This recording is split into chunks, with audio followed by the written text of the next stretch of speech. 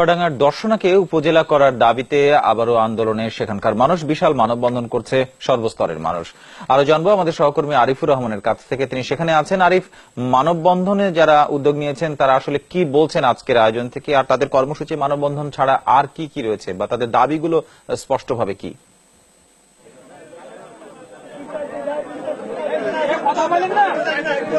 জোহা, আপনি দেখতে পাচ্ছেন যে মানববন্ধন দর্শনা উপজেলা বাস্তবায়ন সংগ্রাম কমিটির আহ্বানে এখানে হাজার হাজার মানুষ সমাবেত হয়েছে। এখানে রাজনৈতিক, সামাজিক এবং বিভিন্ন পেশাজীবী সংগঠনের নেতৃবৃন্দ এক কাতারে সমবেত হয়েছে। যে মানববন্ধনটি আপনারা দেখতে পাচ্ছেন, এটি প্রায় দর্শনা হল্ট স্টেশন থেকে রামনগর পর্যন্ত প্রায় 8 কিলোমিটার দীর্ঘ মানববন্ধন। মানববন্ধনে সর্বস্তরের মানুষ একটি আওয়াজ দিচ্ছে, সেটা হচ্ছে দর্শনাকে উপজেলা করার দাবি।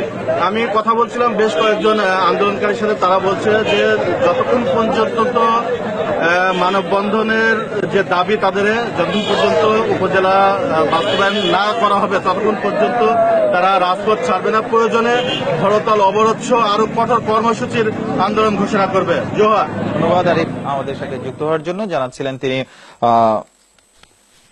দর্শনা থেকে।